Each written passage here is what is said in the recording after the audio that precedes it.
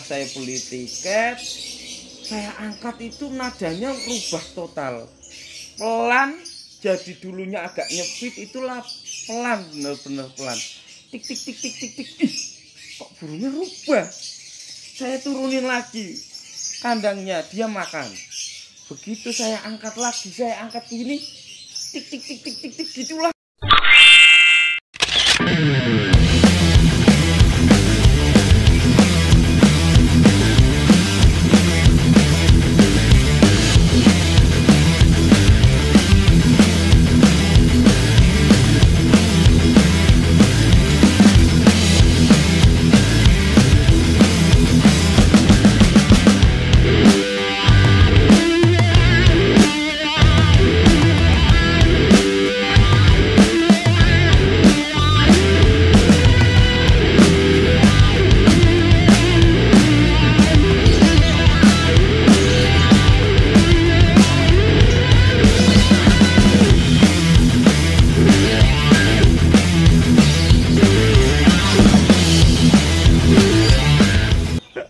Lagi Om Novi, Ya. langsung aja ya Om. Mau tanya nih Om, sejarahnya dulu Om Novi kok bisa tiba-tiba terjun ke dunia labat konslet? Ceritanya gimana? Awalnya kan saya kerja, dari saya nikah 2013 sampai 2014-15 itu saya fokus di kerja, lama-lama saya agak jenuh di kerjaan itu. Saya butuh hiburan, saya butuh biar badan saya itu, karena dulu saya kalau mikirnya terlalu sepaneng gampang sakit ya. Saya punya mah nek contoh saya terlalu mikirnya kenceng, itu keringat dingin sini saya keluar. Pusing, apalagi kondisi perut kosong mikirnya kenceng, tegang pasti ya? langsung ngedrop saya. Nah akhirnya saya mikir cari hiburan, dan kebetulan juga saya juga senang burung dari dulu sebelum nikah pun saya punya burung. Buat hiburan di rumah, tapi nggak buat lomba, Cuman buat rumahan aja. Lama-lama kenal orang gantangan itu, iseng-iseng nyoba. Awalnya itu saya punya murid tak bawa gantangan, nakal-nakal. Pokoknya nakal-nakal, nggak nagen kayak yang lain, karena lompat-lompat gitu. Lompat-lompat nggak bunyi lagi gitu. Karena saya sudah nggak tahu di rumah gacor kok begitu ketemu lawan nakal-nakal. Nggak tahu masalah birahi atau gimana, saya nggak tahu intinya. Akhirnya saya ngantangin lobet kok lumayan tertarik saya di lobet. Pas saya lihat burungnya Mas Adi PRC itu yang namanya Gendewo itu 2017-an lah kalau nggak salah, itu saya lihat kok burung juara terus di gantangan, juara di kemana-mana pindah tempat itu sering juara terus gitu. Saya mikir kok burung bisa seperti itu gimana sih ya? Karena dulu juga benar-benar masih minim pengalaman, saya juga nggak tahu. Katanya mau diharusin, dimandiin, dijumurin kenceng, karena ngikutin apa kata orang gitu, ngikutin apa kata orang tanpa silsilahnya.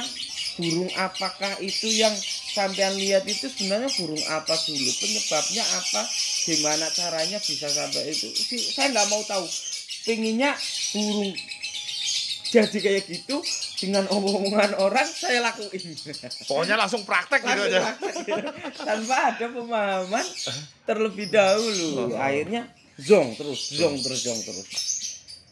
Lah begitu zong terus, saya mulai berpikir nggak mungkin saya lakuin udah sesuai saya lakuin, tapi kenapa nggak sesuai yang saya harapkan. Jadi saya mulai berpikir panjang di situ, mulai berpikir kenapa kok bisa seperti itu. Lah kenapa kok bisa seperti itu, jadi modal saya, pemicu saya untuk sampai jadi tahu burung yang disebut dengan konslet itu. Ya berjalan nggak mungkin seketika langsung tahu lah, namanya orang kan tanya-tanya, terus dari pengamatan kita sehari-hari kan lama-lama pengalaman itu semakin bertambah. Nggak mungkin kita ada usaha kok pengalamannya nggak tambah, itu nggak mungkin. Pasti ada tahapan step-stepnya ke atas untuk pengalaman itu. Semakin kita tahu itu semakin banyak, kan seperti itu. Lah berujung Lobet itu dengar-dengar itu laku ratusan juta. Mungkin saya sampai ke rumahnya.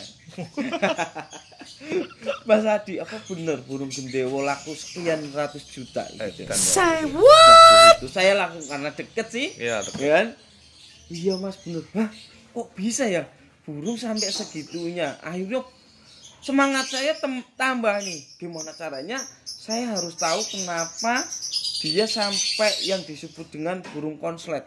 Dulu burung konslet itu sih apa? Karena saya nggak tahu, ya burung yang gacor lah, burung bunyi. Jadi pemahaman saya setelah lihat di gantangan burung itu sering bunyi, itu konslet. Pernah saya tawar 25 juta. Gendewo ini? Bukan. Oh beda, beda lain cerita. Itu berarti konslet ya? Sering bunyi, tak tawar. Ya nggak tahu nada standar, nggak tahu nada kering atau minor, nggak tahu double itu seperti apa kan nggak tahu. Yang penting bunyi terus itu konslet. Saya sampai berseteru juga sama istri, Bu, saya mau beli burung konslet. Berapa? Mintanya 40 juta, saya nawar dulu. Jangan, burung sampai 25 juta nawar, jangan. Burung konslet itu lakunya ratusan juta gitu. Padahal itu burung gacor benar. Masih burung gacor. Kalau sekarang Novi paham. Terus. Dulu yang saya tawar itu bukan burung konslet. Burung gacor. Aduh. Lah perjalanan waktu saya beli bahan yang tahunya dulu katanya jantan, ternyata betina, tak balikin, saya tukar dengan jantan. Mulai itu saya paham, awalnya burung trouble itu nggak jalan, sampai nggak jalan. Kenapa nggak jalan? Saya frustasi di situ karena burung udah mulai enak, tapi begitu saya gas terus itu dia nggak jalan. Dan itu nakal karena hariannya sangkar bulat. Oh, sangkar bulat. Tapi udah ada jodohnya. Udah ada jodohnya, tapi sangkar bulat. Udah double. Tapi dari awal itu sangkar bulat saya beli. Dan jalan. Lama-lama kok nggak jalan. Loh, saya udah beli mahal, nggak jalan. Akhirnya saya bener-bener agak ngedon di situ. Ngedon karena bukan saya beli 100-200 ribu, saya beli jutaan itu. Dan itu emang settingannya sangat bulat. Dari saya beli dari orangnya itu sangat bulat. Dan berjalannya waktu lah buat ternak aja. Tiba-tiba saya mikir buat ternak. Daripada dilanjutin nggak jalan-jalan, iya, buat ternak karena minim pengalaman. Tak ternak, tak taruh showroom sambil ngelayanin orang beli mobil. Itu burung kawin terus. Kok tiba-tiba kawin sehari bisa 4 kali, 5 kali, kok sering banget kawin. Berarti ini cepet nelor ini, cepet punya anak ini. Ntar saya mikir saya gitu. Nah setelah itu saya ditelepon sama temen, kok nggak gantang? Wah, gantang, bunyi burungnya udah nggak mau bunyi lah. Apa nakal ya. Ya dicoba barangkali mau. Ya wis nanti nek saya jam 3 kok nggak ada acara, nanti saya main nggak apa-apa. Saya nyamper sampean di gantangan. Tiba-tiba saya bawa jantannya. Itu tak bawa. Begitu tak kasih jagung, udah saya beli tiket, saya angkat itu nadanya rubah total. Pelan, jadi dulunya agak nyepit, itulah pelan, bener-bener pelan. Tik tik tik tik tik tik. Kok burungnya rubah? Saya turunin lagi kandangnya, dia makan. Begitu saya angkat lagi, saya angkat gini, tik tik tik tik tik tik gitu lagi. Kok rubah lah? Yang lain kerubung semuanya. Yang lain itu ngerubung semua sampai Mas Adi sama Mas Irfan itu pas di itu burung yang itu kan kok nadanya rubah. dulunya kok nggak seperti ibu, kok di sampean di seperti itu diapain, nggak tak apa-apain mas. Bener, cuma tak glodok, tak kasih glodok, dia kawin terus tapi belum nelor. Itu langsung dari awal santel sampai akhir ngedur, bener-bener komplek. Itu belum nelor. Bener. Itu yang tak kasih nama gila-gila. Jadi makanya Om Novi sampai sekarang masih punya patokan bahwa burung kadang kalau kawin, begitu kawin-kawin udah jalan gantangan, udah double di atas walaupun pasangannya masih sangkar bulat, terus begitu kawin jadi lebih enak ya, nadanya enak. jadi Karena lelah. Pengalaman ya itu, pribadi ya. Setelah saya serap sekarang itu benar diragi mentokin dulu baru turunin dengan kawin, itu burung lebih slow, lebih rileks, lebih nyaman dengan pasangannya, dan dipisah sama pasangannya merasa kehilangan pasangannya. Walaupun dulu udah mulai jalan lapangan, begitu kawin diglodok dibiarin aja, dipisah itu konsletnya tambah dalam. Walaupun pemahaman dulu itu burung udah mulai konslet sebenarnya waktu sangar bulat. Sudah, tapi kalau saya pemahaman sekarang. Kalau sekarang ya. Karena dulu saya kan nggak tahu itu konslet dan taunya bocor, gacor. Ya, Gitu. Tapi itu masih disangkar bulat sebenarnya sudah konslet. Nakalnya karena mungkin nggak kawin ya, Nggak Om. kawin karena terlalu sama gantang terus. Enak sih, seneng. Kemana-mana kok lama-lama nggak jalan gitu ya. Lama-lama nggak punya. Akhirnya frustasi.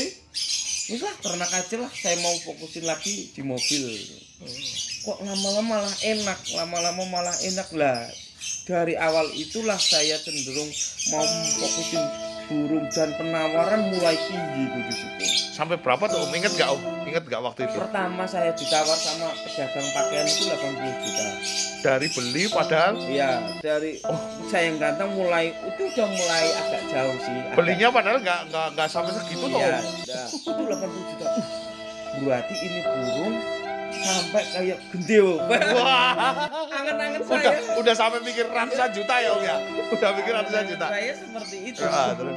Saya dapat punya uang banyak ini. Ini. Bang. Dulu waktu gendeo pertama laku itu. Ya. Tapi saya kan belum dikenal banyak Orang. media. Ya, banyak media Cuman belum. saya mainnya hanya sekedar di Purwokerto, Banyumas, belum pernah main ke Jogja saya. Oh, pernah itu main di WSP Magelang eventnya Om Adi bukan. anu. Yang WSP Iwan Iwan ya WSP Iwan WSP 2018an. Oh, Adi sama Iwan ya. Ya, Iwan itu Jakarta ya Om ya. Iya, Iwan Jakarta, tapi ngadain event Di Magelang. Di Di aslinya Magelang. sana sih Om, aslinya Magelang. Iya gitu lah. Mulai di situ saya mulai tertarik untuk wah ini kayaknya di samping buat hobi juga kayaknya dinilai rupiah pun agak tinggi. Wah, mulai rupiah yang muncul. Senengnya dapat, duitnya dapat. Dapat. Gitu. Wah. Akhirnya saya mulai semangat lagi beli bahan lagi. Beli bahan pertama saya waktu itu ingat 19 juta.